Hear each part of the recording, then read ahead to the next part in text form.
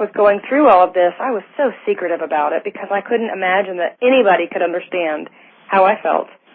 And people always looked to me for help and guidance, and here I was on the inside, miserable. Just miserable. Sort of like, I remember the analogy of the duck on top of the water. It looks so calm, but underneath their legs are just swimming and swimming. Yeah, you know, going 90 miles an hour. Yes. Ah. So, anxiety is, it's interesting because we can explain it and say, I know how you feel, but it's still extremely isolating. It's a very lonely feeling to have to go through, even if you understand now more and more that you are not alone. And I do have to say with the medication, I had actually been writing a book called From Fear to Faith. It's actually my one manuscript that is not published yet.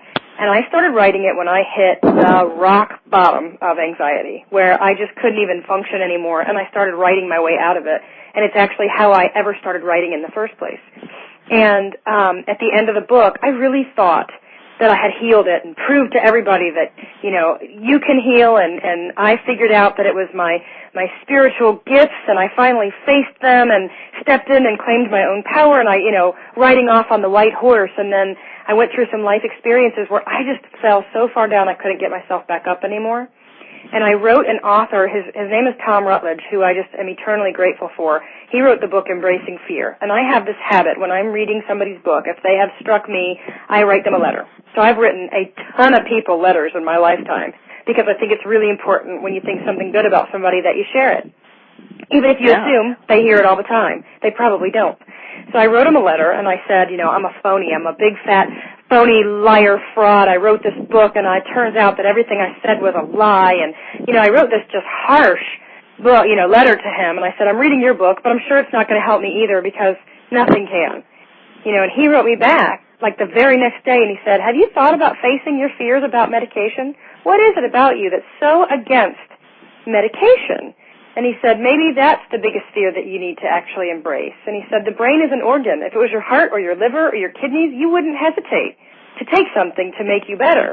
And he said, what is it about this that you are so against? Think about it and then get in touch with me. And it was because of his letter that I called my doctor and made an appointment. And I never took a full adult dose or anything. But it literally brought me back from the dead. Now, the same month that I started medication, I started doing sweat lodges with the Native Americans, doing purification ceremonies, and I've been sweating consistently almost every month for the last 2 years.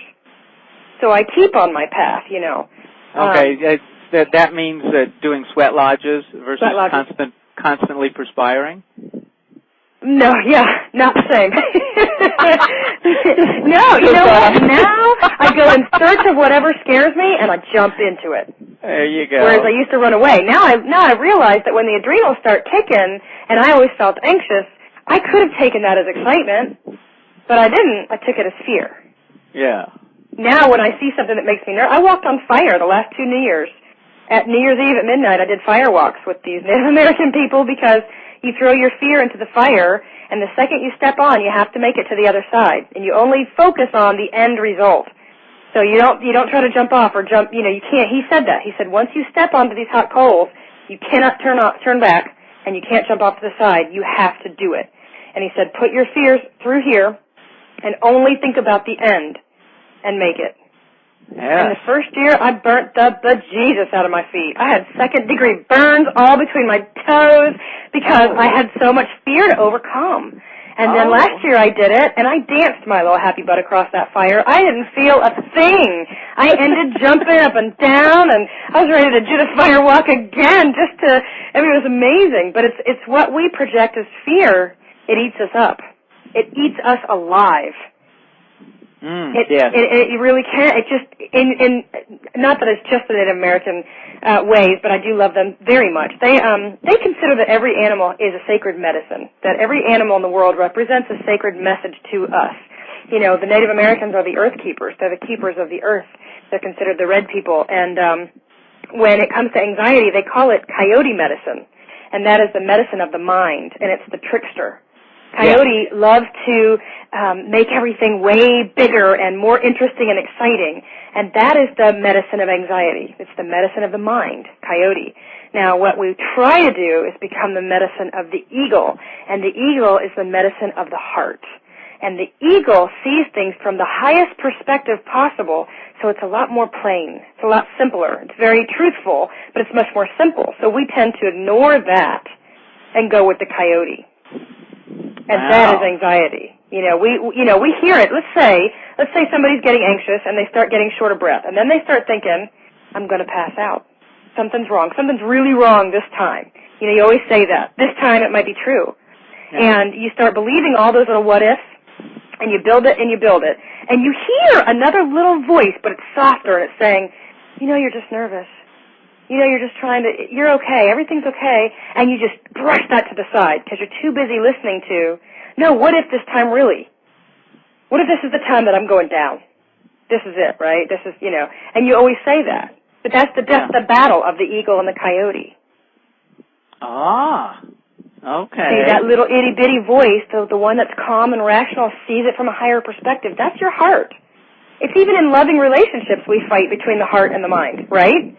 My heart tells me that I should stay with this person. My head tells me, get the heck out. Right? Same thing. Yeah. Heart, mind. Ego medicine, coyote medicine. One is of truth, one is of a trickster. We don't realize and we don't embrace that we as humans actually really enjoy drama.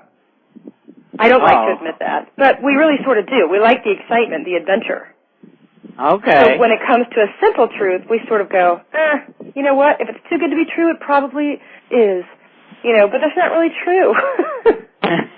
There's amazing things out there. If you get out of your coyote head and jump up with the eagle and take a little flight, it's a lot more fun, and it's a lot simpler. So I got to say, as far as the anxiety, I really feel like I have been brought back from the dead, and it's why I am just so happy. I'm just thrilled. Every night I sit outside under the moon and I give thanks and praise for the day. And I don't care what the day was.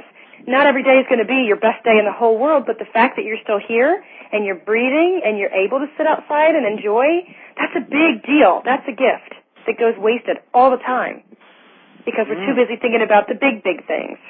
Yeah, so that would be one of your tips for people that are frightened or concerned or anxious.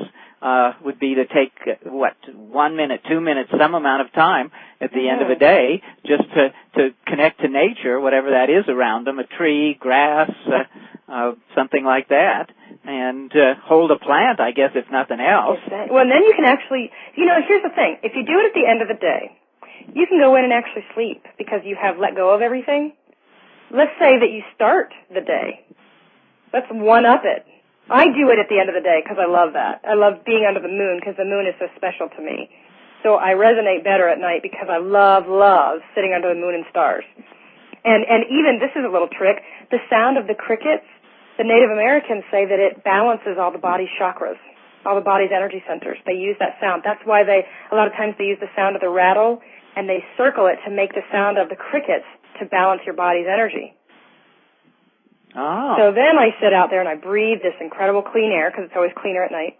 I look up at the moon. I look at the stars and think about just how small some things really are, because we get so wrapped up in our world.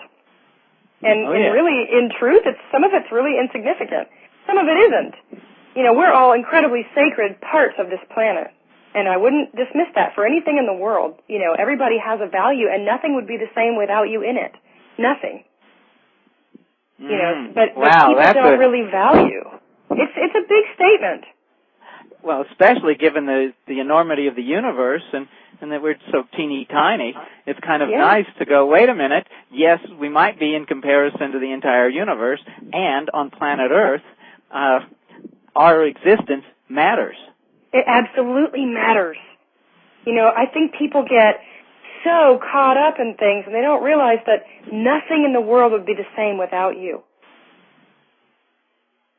Nothing would be the same in the world without me. I wouldn't know it. I wouldn't be here, right? And what are some of the ways that people can help be reminded of their importance, their value? It really does have to start, within yourself, but people have a very difficult time doing that. I even suggest little rituals, starting with looking in the mirror. A lot of people don't look at themselves. Did you know that? Oh. Did you know that a lot of people really and truly do not look themselves square in the eyes in a mirror? Ever? No. I cannot even begin to tell you how many people are very uncomfortable with their own reflection. And what they